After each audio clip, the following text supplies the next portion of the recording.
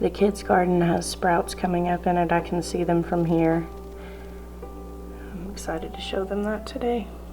I'm noticing that as we inch into fall and, you know, out of summer, right now it's 8 o'clock in the morning and the garden is still fully shaded by my house and these trees. In the summer at like 7:50 it's in full sun, so I have more morning time to work. But instead I'm sitting inside drinking coffee. Y'all want to head down to the garden and take a look before it gets too bright to shoot any video down there? I'm going to show y'all what I'll be working on today. Look here. It's a little volunteer tomato plant right off my front porch. I saw it the other day. I'm actually planning on going around and finding all the volunteers that I can and potting them in the greenhouse. See if I can get any tomatoes on them from after the frost. At this point, there's not enough time for them to bear any fruit.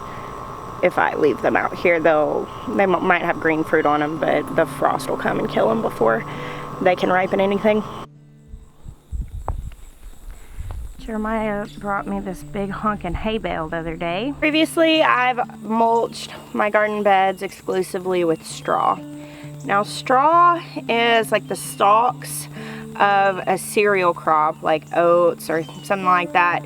And what they do is they thresh it and they take the cereal crop out, which is what they grow it for, and then the straw is kind of just like a byproduct of that, and it's the hollow stalks of those grains. Hay is actually a grass crop, which is what we typically use to feed animals. And actually this bale of hay came from the same person that we get our hay for our goats and our horses from.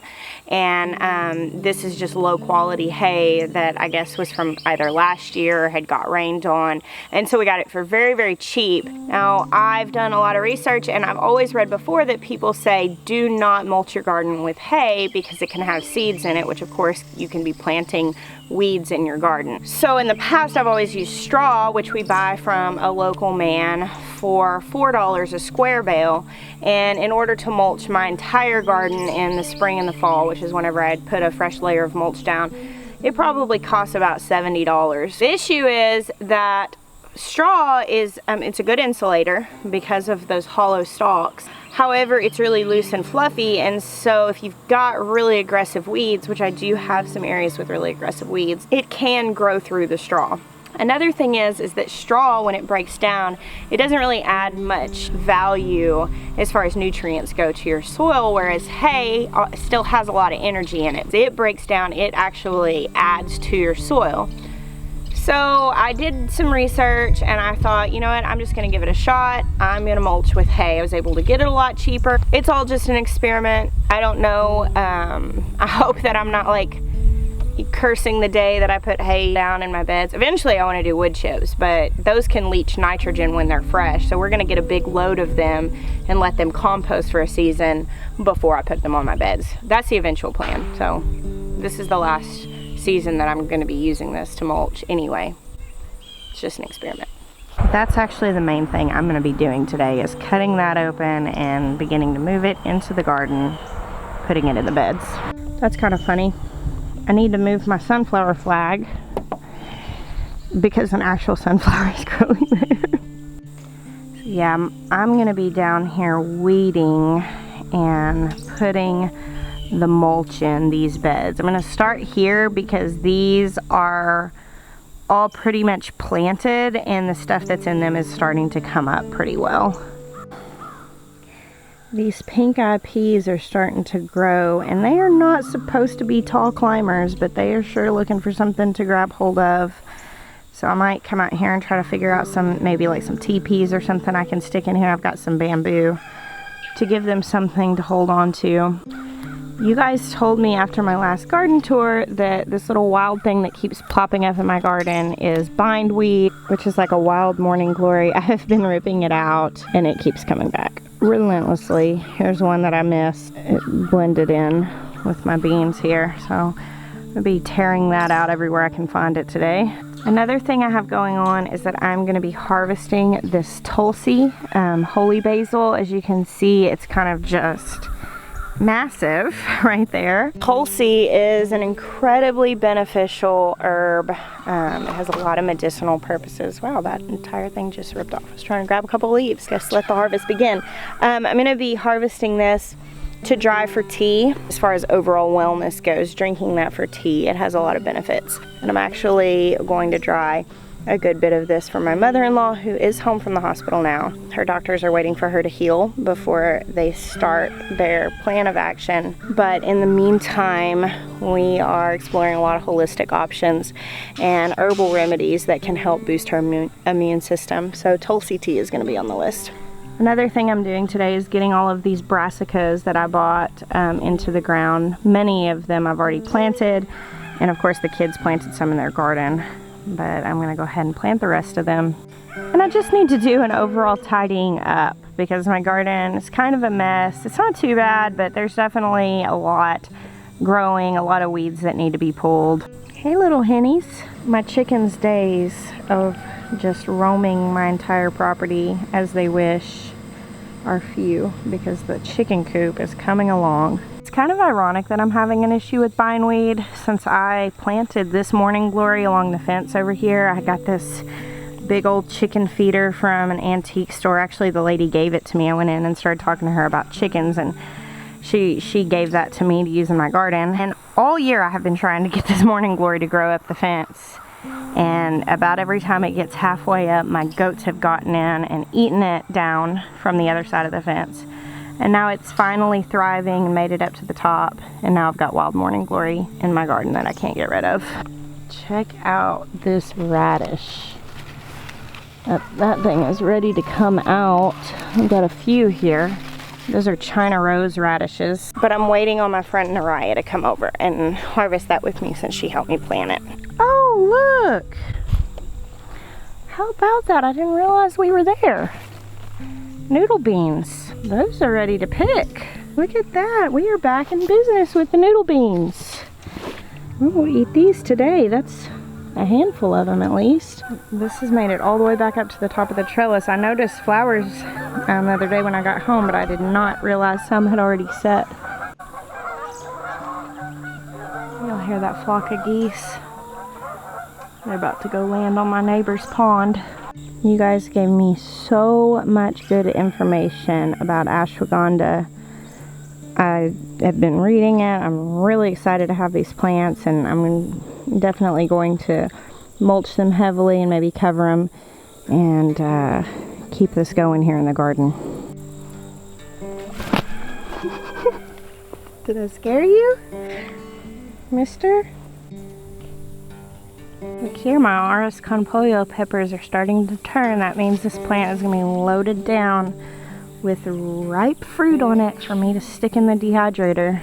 I'm so excited that this is doing so well. This year, as anyone has come to visit my farm, I've brought them down here to taste these peppers because so many people have seen them on my garden tours, but I cannot properly convey what they taste like. They're so different. They're the most unique pepper I think I've ever had. It's a seasoning pepper that's Cuban, and they definitely, they remind me of like some ethnic food. So good, so strange. And I always want to share them with people because I can't describe them. So I want them to try them. Nobody else has been able to describe them either. They're always like, very good, but very strange. Come take a look at the coop. There it is, coming along.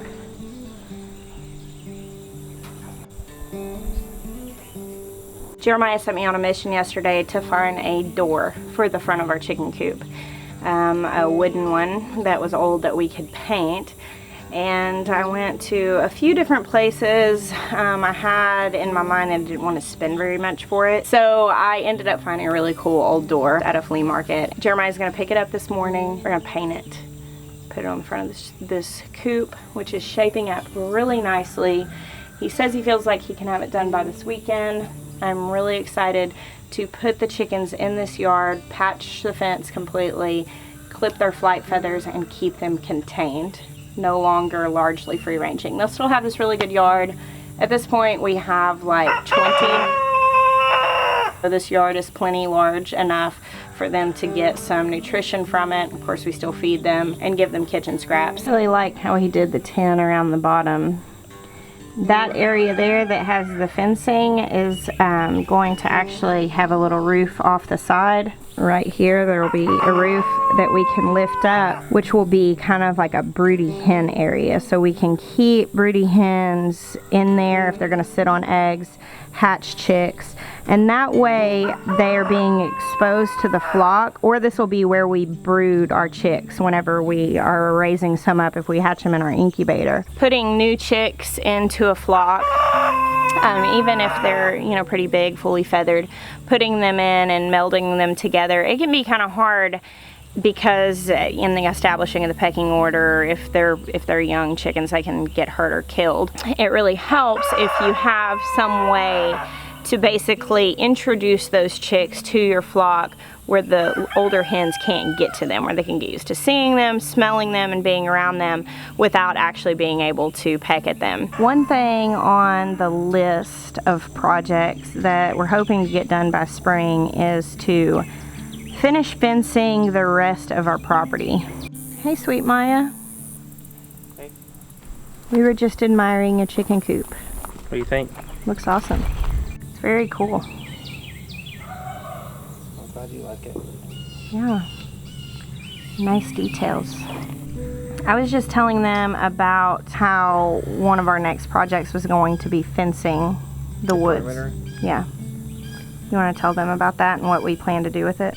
In the 4 years we've been here, we've not really used it much. I mean, Jackson has a, you know, salvaged wood fort out there. That's about as useful as it's been. Part of the reason is because there's no good perimeter fence, and so there's nothing to keep anything in.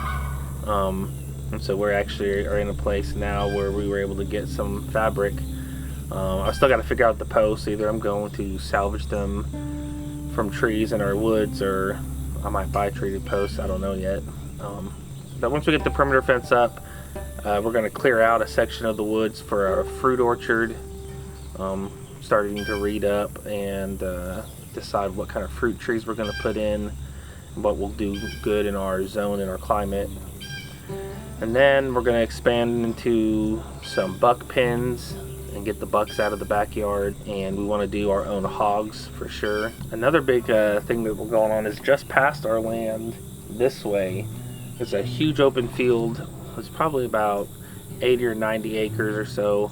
Our neighbor Tommy was going to do something with it and decided not to, so I reached out to him about a month ago, and we're working out a deal to be able to lease that.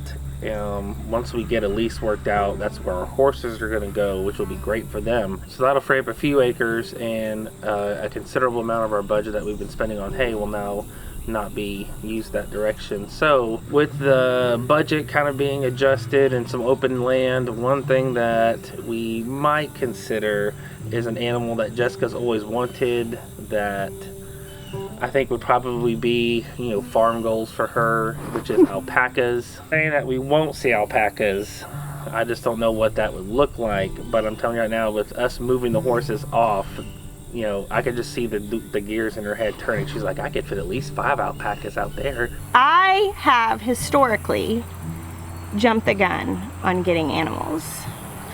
Like the time that I brought home our first chickens, which was 31 Rhode Island red chicks in a box that I got for $1 each at the end of August when we first got our farm, when we didn't have a coop or even a brooding light or a fence or anything at all. That was hasty. Or there was the time you brought home a goat in the back of the minivan. Yeah, and then there was fencing. There was the time I brought home. We had fences, but it was the chicken fence. So I've jumped the gun a few times on animals. So we came to an agreement about a year ago that I wouldn't bring home any more animals, that Jeremiah actually gets to be the one to say when animals come onto the farm. And I'm okay with that because he is the one who has to build all the infrastructure for the animals and largely take care of them. Yeah. I can plant anything I want because that's me. I can buy all the seeds I want and put them in the garden, and I'm constantly coming up with new garden plans. But but I've given control of the animal acquisition to Maya. Right, because when you buy chicks, you can't just stick them in the basement until next year. Like you can with seeds. With alpacas, I have wanted alpacas for a long time. Back before we had a farm, it was something that was like one day, it was like a bucket list thing, like one day I'll have alpacas. And I have very sensibly said, I understand that we don't have the space for alpacas or the real need for alpacas. I did want to get the dairy goats first, and I do see the benefit of having like meat hogs first. You know, I do see the benefit of having those production animals. However, you do get fiber from alpacas. To make clothes out of them. So far, wardrobe changes on YouTube to just like these woolly shirts and like, you know, I want alpacas, they're so woolly great. skirts. You'll know that alpacas showed up and we're making our own clothes now. Alpacas are amazing. And one day, my husband will smile upon me with favor. Once our kids all go to college or something like that. No. Yeah. No. So, I mean, I'm not trying to like promote peer pressure or anything, but if you guys wanted to like comment and encourage Jeremiah to buy his wife some alpacas, that'd be cool. Listen, I've just come in the Marine Corps. Peer pressure doesn't work. I'll just compartmentalize all your comments. You know, one of the reasons why I'm able to post as many videos as I am is because we have so much going on. And honestly, it hasn't been a huge adjustment for me to carry a camera around. It's something that I've done for a long time, carried a camera around, because I've always photographed what we're doing. So moving into YouTube and sharing just daily content has been relatively simple. It just hasn't been a huge life adjustment for me to video what I'm doing. However, there are some days when I really need to completely focus on what I'm doing and put productivity as the #1 priority on my list. And today's one of those days. I really need to catch up after being gone for a week. I really need to weed my garden, mulch it, and get my next wave of succession sown fall root vegetables and fall things in the garden. So that's what I'm gonna be doing today. That's why I brought you out here early this morning to show you what we've been working on, what we're going to be working on, to just touch base with you guys and hang out for a minute before I get on with my busy day. Thank you guys so much for watching. God bless you. Until next time.